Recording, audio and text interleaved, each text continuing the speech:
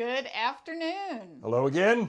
We are here in Philip's house, and one of the things we're going to talk about today is what it's like to get to Ocracoke. Sometime not very long ago, recently, I was talking to somebody about something in my childhood, and I said, that was before the time of ferries to Ocracoke. And the people said, before the ferries, how did you get here? And of course, there were sailboats coming to Ocracoke from the 1700s coming over here. And it was always sailboats until the early part of the 20th century when motorized mailboats started traveling between the mainland and Ocracoke, bringing mail and bringing some small amounts of freight and also passengers. So that was from the beginning of the 20th century. But the mail...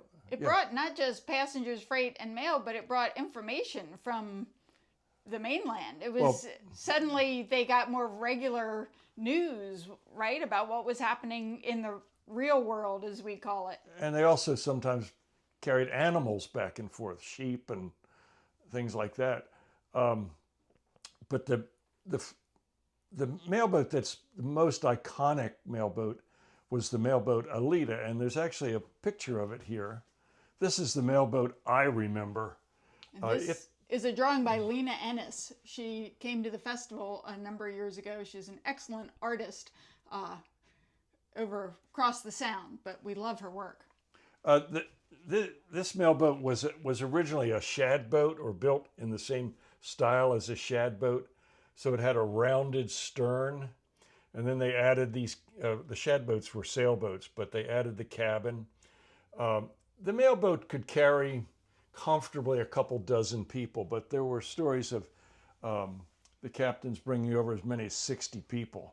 And if you look at the picture, you'll see there are benches under this canvas awning at the top. And that was the most sought after. They were the most sought after seats up there because you were out of the sun. But people sat on the stern. They sat up here on the top of the cabin, just pretty much wherever you could find a seat. And mostly you were just sitting on fish boxes or your luggage, something like that, except under here. And it was a social event, you can see from what? It was a social event. Oh, it was definitely a social event because when the mailboat pulled in, pretty much the entire village went down there to meet the mailboat and to see what mail came in, but also to see what visitors were here or what family and friends were coming back to the island. It took about 4 hours to cross the Sound, and pretty much I think all the time it docked on the other side at Atlantic, North Carolina. But it would leave Ocracoke early in the morning, go over to Atlantic, and then lay over for an hour or so, and then head back to Ocracoke about 12:30 or 1 o'clock, and it would get here about 4 or 4:30 in the afternoon to Ocracoke. And one of my earliest memories coming to Ocracoke was sitting on the stern of the boat as we motored across the Sound. And how old were you then? 6 years old. And as you can see, there aren't any railings anywhere on the boat. So people had to be cautious when they went from the stern up to the bow. There were some handholds here. But my mama let me sit on the back with my legs dangling over the stern of the boat, pulling a little toy boat behind me. And we've talked about that often and laughed about how nowadays parents would never let their kids do that. They'd have them harnessed in somehow. And we didn't have life jackets on. I'm sure there were life jackets on the boat, but we didn't have them on. And your feet were dangling in the water? Well, probably too short. It depended on. I don't remember that, but if there were a lot of people on that boat and a lot of freight coming over, it sat really low in the water. I remember one time, that same trip actually, that we ran aground onto a shoal actually pretty close to Ocracoke. As any boaters know, that water out there is often shoaly.